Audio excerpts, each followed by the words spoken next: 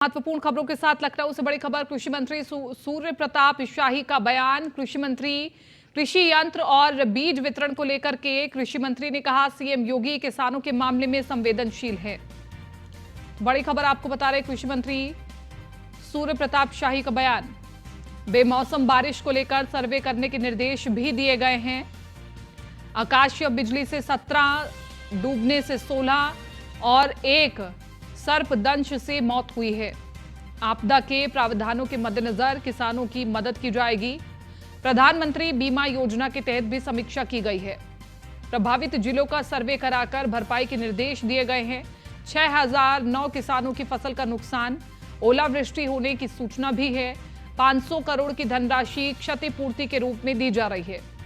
पीड़ित परिजनों को 4-4 लाख की आर्थिक मदद दी जा रही है और कृषि यंत्रों को अनुदान दिया जा रहा है। जिला स्तरीय कृषि अफसरों को निर्देशित भी किया गया है। 25 मार्च से पहले किसान कृषि यंत्र भी खरीद ले। 31 मार्च तक अनुदान का पैसा उनके खाते में जाएगा। बारिश से फसलों को नुकसान का आकलन हो रहा है। प्रताप शाही कृषि विभाग की तारीफ से मिनी किट भी दी जाएगी, ये सूर्य प्रताप शाही की ओर से कहा गया। खरीद लें। राज्य के भीतर कस्टम हायरिंग और फार्मेसी बैंक के भी दूसरे तीसरे चरण के टोकन कंफर्म कर दिए गए हैं। जो प्रतीक्षा सूची के भीतर जितना उसीले का टारगेट था उसके अनुसार उसको खोल दिया गया है। उन किसान भाइयों से मैं अनुरोध करना चाहूँगा कि वो 25 मार्च के पहले अपने कृषि यंत्र अवश्य खरीद लें और खरीद करके उसका बिल जो है वो कृषि विभाग के पोर्टल पर अपलोड करा दें। डिप्टी डायरेक्टर से उसका सत्यापन हो जाएगी कृषि यंत्रों का और उन्हें 30 मार्च तक उन्हें भी अनुदान उनके खातों में पहुंच जाएगा। इसलिए इसको प्राथमिकता के आधार पर मेरा किसान भाइयों से अनुरोध होगा कि जिन लोगों ने कृषि यंत्र के टोकन प्राप्त किए हैं वो जल्दी ही कृषि यंत्र खरीद लें और उसका सत्यापन करा लें। राज्य के भीतर कस्टम है। सपा अध्यक्ष अखिलेश यादव ने लखनऊ में प्रेस कॉन्फ्रेंस की। इस दौरान अखिलेश यादव ने बीजेपी पर निशाना साधा और कई मुद्दों पर बीजेपी को आड़े हाथ लिए। इस दौरान अखिलेश यादव ने कहा कि समाजवादी होने के नाते आजम खान के परिवार को परेशान किया जा रहा है। वहीं रायबरेली में चर्चे में रहे सारस और आरिफ को लेकर कहा, मैं जिससे मिलता हूं सरकार उससे सब कुछ छीन लेती है।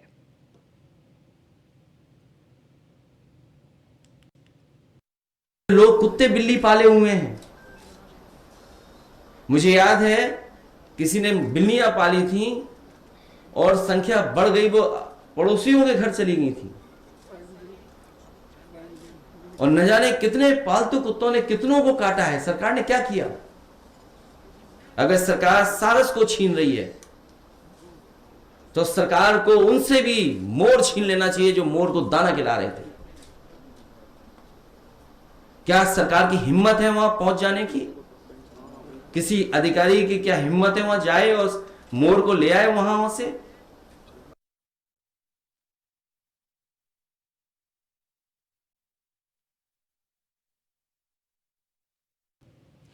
लखनऊ में दक्षिण कोरिया के जोग्यो बोध संघ का अभिनंदन कार्यक्रम आयोजन किया गया। कार्यक्रम में सीएम योगी शामिल हुए। इस दौरान सीएम योगी ने कहा, दुनिया ने युद्ध दिया, भारत ने बुद्ध।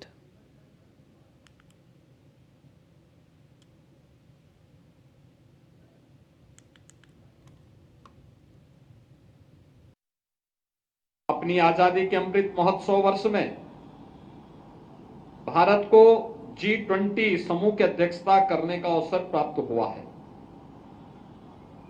इस वर्ष G20 की theme one earth, one family, one future है। यह भारत के प्राचीन वसुधैव कुटुंबकम के भाव से हमें जोड़ती है। पूरी दुनिया में जब भी मैत्री और करुणा की बात होती है, विश्व मानवता भगवान बुद्ध का स्मरण करती है। हमारे आदरणीय प्रधानमंत्री श्री नरेंद्र मोदी जी ने संयुक्त राष्ट्र संघ में यही बात पूरी मजबूती के साथ कही कि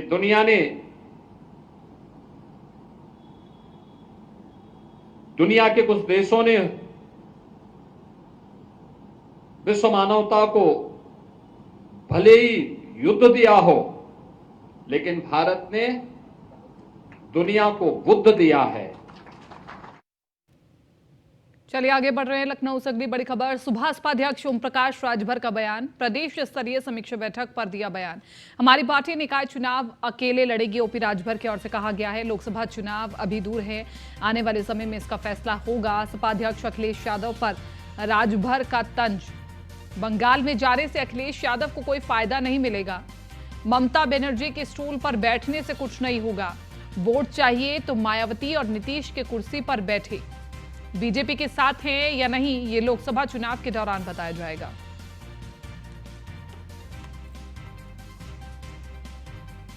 अखिलेश यादव जी जहां कमियां रह गई हैं उस बात को पूरा करने के लिए और हमारे नेता लगाए गए हैं कि उस काम को जल्दी पूरा कर लिया जाए। निकाय चुनाव हम लोगों के सर पे जल्दी ही होने वाला है। अकेले अपने दम पे चुनाव लड़ेंगे। 2024 का वो टाइम आएगा तो बताएंगे आपको। यानी कि पूरी जो है कमर आप कसेंगे अपनी? हम तो कमर यहीं यूपी नहीं है, बिहारों कसे हैं। अखिलेश यादव जी भारतीय जनता पार्टी की सरकार बनाने के लिए दिल्ली में काम कर रहे हैं। ममता जी आकर के यूपी में कितनी मदद करेंगे अखिलेश को? केसीआर आकर के कितनी मदद करेंगे? लालू जी आके कितनी मदद करेंगे?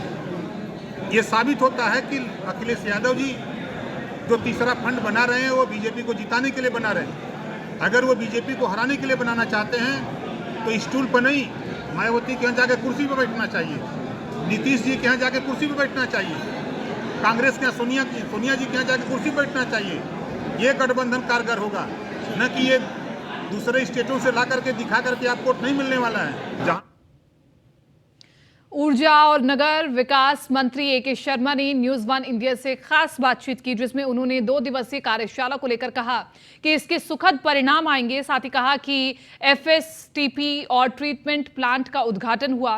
नगर विकास विभाग में अच्छे प्रयास हुए हैं। उत्तर प्रदेश के नगर विकास और ऊर्जा मंत्री ए के शर्मा।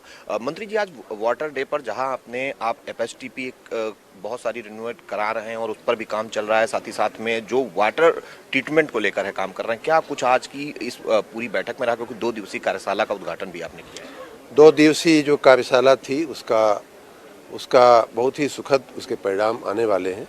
ये मूलतः वर्ल्ड वाटर डे आज जो है उसको मनाने के लिए, और जो हमारे जो सेप्टिक टैंक का जो मैनेजमेंट होता है उस दिशा में जो हमारे बने हैं उनका उद्घाटन भी आज हुआ, उनका शुरुआत भी आज हुई, लोकार्पण हुआ। और साथ ही उनके मैनेजमेंट की इस पूरी टेक्नोलॉजी के बारे में लोगों को एजुकेट करना, क्योंकि हमारे जो अधिकारी हैं, हमारे निकायों के जो इंचार्ज हैं, उन लोगों को भी अभी इन सब टेक्नोलॉजी का उतना ज्ञान नहीं है। आपने आज बहुत सारी चीज़ें कही भी हैं, स्मार्ट सिटी पर भी लगातार आपके विभाग से काम चल रहा है। कुछ जगह ऐसी हैं जहां पर अधिकारी उस हिसाब से काम नहीं कर रहे हैं जैसे कि आप लगातार उनको निर्देशित कर रहे हो, आप चाह भी रहे हैं। मैंने जैसा अपनी बात में कहा भी, पिछले 1 साल में बहुत अच्छे प्रयास हुए हैं, कहीं कम कहीं ज़्यादा हुए होंगे, लेकिन कुल मिलाकर के दिशा अच्छी रही है, प्रयास अच्छा रहा है, सबने पुरुषार्थ किया है। अब उससे आगे बढ़ते हुए चौराहों का सुंदरीकरण, तालाबों का सुंदरीकरण, पार्कों का सुंदरीकरण, हमारी जो पब्लिक टॉयलेट्स होते हैं उनका प्रॉपर मेंटेनेंस, उनकी प्रॉपर देखरेख। इस वर्ष मेरा अपना मानना है कि मैन और मशीन दोनों का अच्छा सम्मिश्रण करके हम लोग काम करेंगे। आप जिस तरीके से काम कर रहे हैं वो दिखाई भी पड़ रहा है, वो चीज़ें आने भी लगी हैं, लेकिन बहुत जगह जो काम है, चाहे वो स्मार्ट सिटी के हों या जो नगर निगमों के काम है, निजी संस्थाएं भी कर रही हैं। कहीं ना कहीं उनकी हीला हवाली है, जिस वजह से विभाग पर सवाल खड़े हो रहे हैं। तो उन संस्थाओं की भी मॉनिटरिंग हो कि जो काम उनके जिम्मे है, चाहे वो एसटीपी का हो या मेंटेनेंस का हो, वो उनकी तरफ से भी किया जाए। या कूड़ा उठान, सफाई जैसी बहुत सारी व्यवस्थाएं निजी कंपनियां देख रही हैं।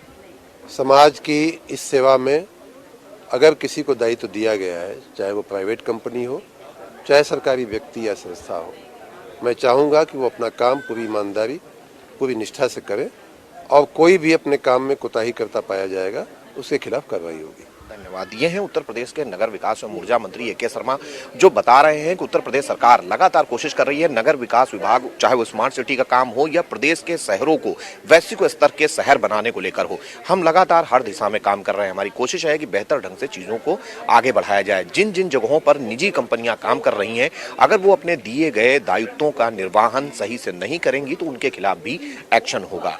कैमरामैन अमित शाहनी के साथ मैं SK. Vajpayee, news on India, Lucknow. Uttar Pradesh के नगर।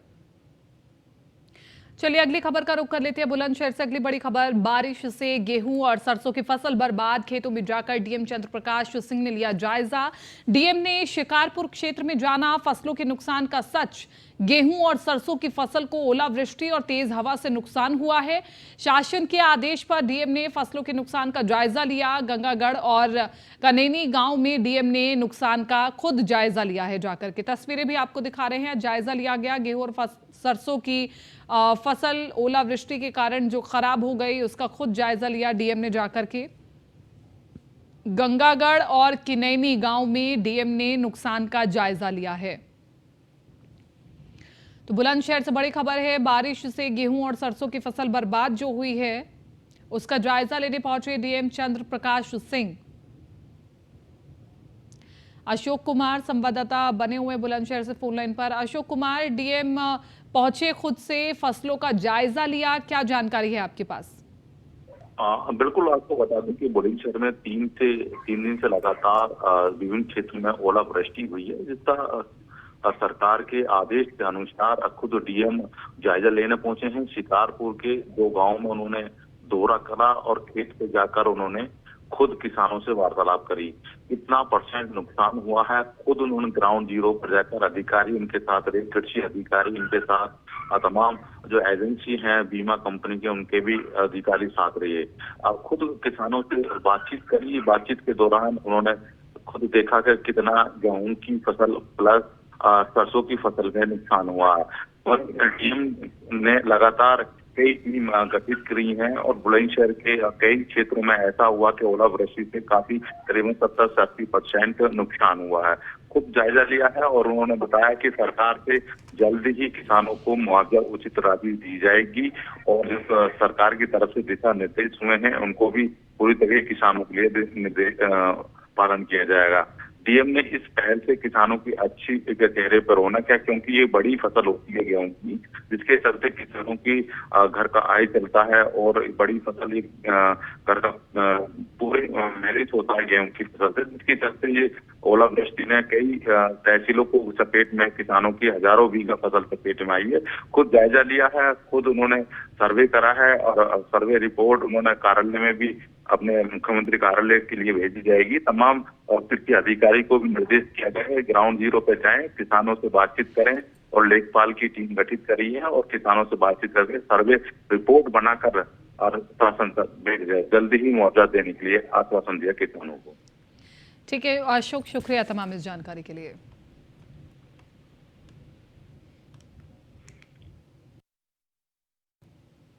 चलिए अगली खबर का रुख कर लेते हैं। बिजनौर के नजीबाबाद रोड पर तेज रफ्तार कार ने बाइक को टक्कर मार दी। हादसे में एक बुजुर्ग गंभीर रूप से घायल हो गया, जिसमें अस्पताल में भर्ती कराया गया है, जहां उसने दम भी तोड़ दिया। वहीं कार सवार युवकों की लोगों ने जमकर पिटाई की और पुलिस के हवाले कर दिया।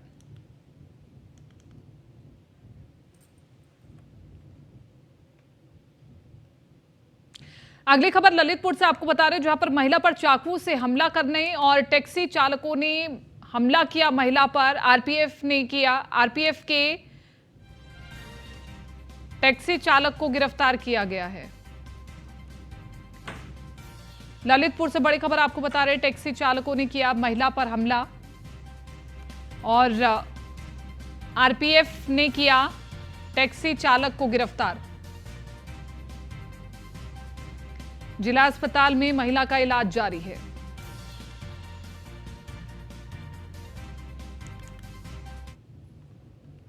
मेरठ में टूरिस्ट बस में बिना बिल के माल सप्लाई करने का सिलसिला जारी है। व्यापारी अभी तक सेल टैक्स विभाग को लाखों रुपयों का चूना लगा चुके हैं। सेल टैक्स विभाग की टीम ने पुलिस के साथ मिलकर बड़ी कार्रवाई की है। 4 टूरिस्ट बसों में रखे बिना बिल के माल को पकड़ लिया गया है। और हालांकि इस दौरान माल सप्लाई करने वाला और लेने वाला नहीं मिला है। सेल टैक्स विभाग की टीम माल को अपने साथ लेकर चली गई। सेल टैक्स विभाग के असिस्टेंट कमिश्नर शैलेंद्र कुमार के अनुसार उनकी टीम शहर के अलग अलग पॉइंट पर चेकिंग करती है।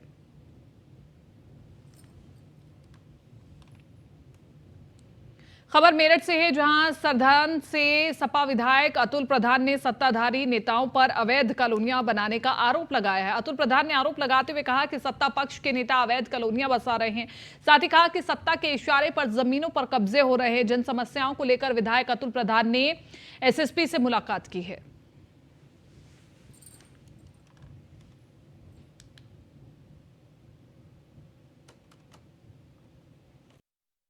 जो अंदाज ना कभी बदलता है, जो आपकी मूल नेचर है वो कभी नहीं बदलती। तो हम लोग आंदोलनकारी लोग हैं। आप देख रहे होंगे कहीं सड़क की जरूरत है सड़क पे पहुंच रहे हैं, कहीं सदन में बोलना है सदन में बोलते हैं, और कभी आने वाले समय पर आपको अभी नजर आएंगी बहुत सारी चीजें। अभी तो आप कुछ ही दिन पहले तो कमिश्नर के यहाँ बैठे थे बाहर, आप लोग पूछे तो थे, 2.5 घंटे वहीं बैठ के आए। जो इस तरह की चीजें हैं उसको जिसको हम कह सकते हैं रख सकते हैं। अच्छा, एक पूर्व कैबिनेट मंत्री अलाया अपार्टमेंट वाले कांड में आए हैं, नामजद भी हो गए।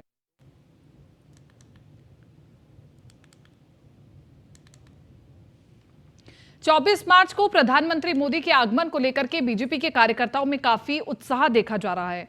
पीएम मोदी द्वारा स्वच्छता अभियान की शुरुआत की गई थी। वहीं पीएम मोदी के आगमन के पूर्व बीजेपी के द्वारा 3 दिवसीय स्वच्छता अभियान चलाया जा रहा है और इसी क्रम में कैबिनेट मंत्री अनिल राजभर ने अपने विधानसभा शिवपुर के नागा बाबा मंदिर में स्वच्छता अभियान चलाया। इस दौरान सैकड़ों की संख्या में पार्टी कार्यकर्ताओं ने बाइक रैली निकाली।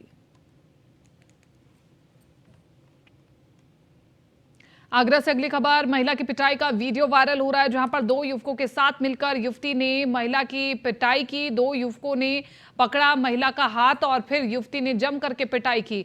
वायरल वीडियो के आधार पर जांच में पुलिस जुटी हुई है। थाना ताजगंज के ठहराई का पूरा मामला बताया जा रहा है। बाराबंकी से अगली खबर आपको बता रहे, डबल डेकर बस में लगी आग, जलकर खाक हुआ डबल डेकर बस में आग लगने से सवारियों में मचा हड़कंप। सवारियों ने भागकर बचाई अपनी जान। कोई हताहत होने की सूचना नहीं है।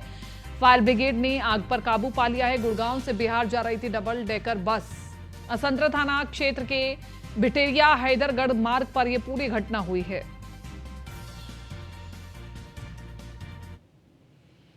मुख्यमंत्री योगी आदित्यनाथ नवरात्र के पहले दिन बलरामपुर दौरे पर रहे, जहां उन्होंने शक्तिपीठ देवीपाटन मंदिर में मां पाटेश्वरी की पूजा अर्चना की और मंदिर की परिक्रमा करने के बाद गौशाला पहुंचे, जहां उन्होंने गायों को गुड़ और हरा चारा खिलाया। इसके बाद मुख्यमंत्री ने महिला सशक्तिकरण रैली को हरी झंडी दिखाकर रवाना किया।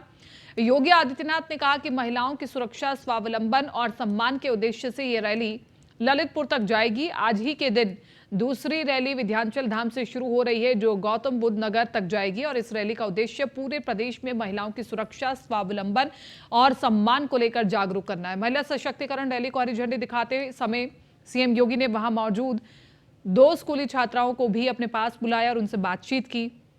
मुख्यमंत्री से मिलकर दोनों बच्चियां काफी प्रसन्न भी दिखाई दी। बच्चियों ने बताया कि उनकी बहुत तमन्ना थी कि वो मुख्यमंत्री से कभी मिले और आज वो मुख्यमंत्री से मिलकर काफी प्रसन्न और उत्साहित है।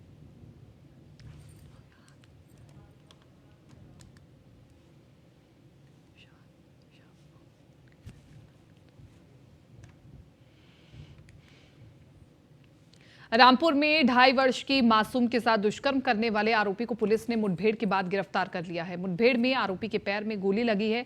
आपको बता दें कि बीती रात 2.5 वर्ष की मासूम बच्ची को आरोपी उठा ले गया था, जिसके बाद खेत में ले जाकर मासूम के साथ दुष्कर्म किया गया। तो वहीं पुलिस के साथ हुई मुठभेड़ में आरोपी को गोली लगी है। आज विश्व जल दिवस के अवसर पर बंदायूं के कस्बा उझानी में बच्चों ने रैली निकाली, जिसमें सभी को जागरूक किया गया। मुख्य अतिथि के तौर पर पूर्व राज्य मंत्री विमल कृष्णन अग्रवाल ने कहा, विश्व जल दिवस के उपलक्ष्य में जल को किस तरीके से सुरक्षित रखें, ये हम सभी को सोचना चाहिए।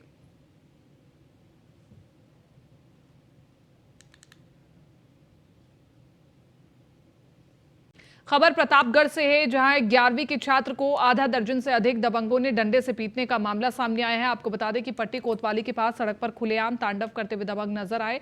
आपको बता दें कि सेंट जेवियर स्कूल के 11वीं छात्र आर्यन जायसवाल को गुंडों ने जमकर पीटा। अब इस पूरे मामले में जांच चल रही है।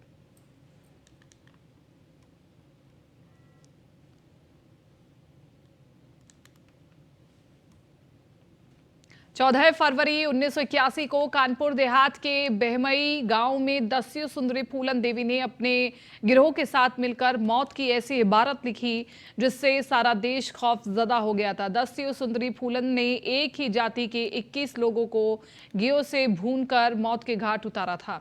घटना के 42 साल बीत गए। बहमई कांड में शामिल अधिकांश लोग मर गए। 40 सालों से जेल में बंद फूलन का साथी डाकू पोसा की हालत बिगड़ गई है। उसे पुलिस अभिरक्षा में जिला अस्पताल में भर्ती करवाया गया है।